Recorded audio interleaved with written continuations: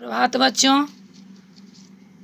ये जो सूरदास का जो पद है उसका उद्धो तुमो अति बरभागी, मन की मन ही मांझ रही हमारे हरि हारिल की लकड़ी। यहाँ ये 3 पद हो चुका है। अब चौथा पद में आइए। हरि हैं राजनीति पढ़ी आए, हरि हैं राजनीति पढ़ी आए, समुझ बात कहत मधुकर के समाचार सब पाए।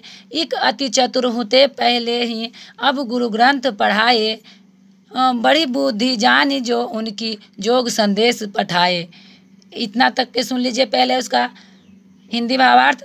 जो गोपियाँ कहती है कि कृष्ण जो है किसी राजनीतिज्ञ की तरह हो गए हैं, लगता है राजनीति शास्त्र पढ़ के आए हैं, जो स्वयं नहीं आकर समुझी बात कहत मधुकर जो यहाँ हुए, मधुकर कहा गया है उद्धव जी को कि मधुकर यानी मधुकर जी से यानी उद्धव जी से कह रही है कि खुद नहीं स्वयं नहीं आकर वो बार बार समाचार उद्धव जी के द्वारा भेजते हैं। एक अति चतुर होते पहले ही, एक तो पहले से ही चतुर थे। ये गोपियाँ कहती है उद्धव जी से कि कृष्ण पहले से ही चतुर थे और अब तो लगता है कि गुरु ग्रंथ भी पढ़ लिया है, गुरु ग्रंथ भी पढ़ लिए हैं। उनकी बुद्धि जो है बड़ी बुद्धि जानी को उनकी जोग संदेश पठाए, यानी उनकी बुद्धि जो है बढ़ गई है, जो बार बार योग संदेश पठाते हैं आपके द्वारा, उद्धव के द्वारा। हमारा समाचार तो उनको मिल जाता है लेकिन हम उनके लिए लालायित हैं। अब देखिए, उद्धव भले लोग आगे के परहित डोलत धाये। अब गोपियाँ कहती है उद्धव जी से कि हे उद्धव, अब हमारा मन भी डोलने लगा है, हमारा मन जो है डोलने लगा है। मन अब मैं अपने मन फेर पाई हैं चलत जो होते चुराए। अब हम गोपियों भी अपना मन जो है वापस पाना चाहते हैं, जो जाने वक्त द्वारिका जाने वक्त चुराए थे।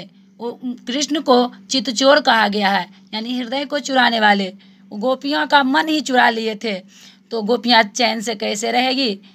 ये जो है बार बार वियोग के में पढ़ कर ये ऐसा कुछ वाक्य बोल रही है। ये क्यों अनीति करे आप अनुजो, यानी कह रहे गोपियाँ कह रही है कि ये अनीति खुद करने वाले हैं, अन्याय खुद जो कर रहे हैं वो दूसरे को अन्याय से क्या मुक्त करवाएंगे, क्या अन्याय करने वाले को दंड देंगे। राजा का धर्म राज धर्म तो यह शुरू जो प्रजा न जाहि सताए।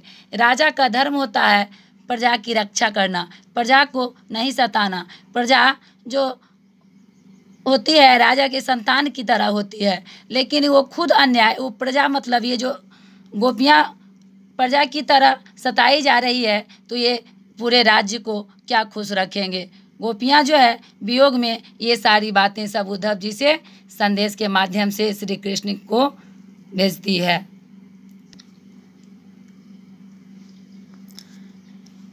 इसका सारांश यही हुआ बच्चों कि वो गोपियाँ जो है अब जो हरी राजनीति पढ़ी आए हैं, इसका मतलब है कि अब राज काज में संभालने लगे हैं।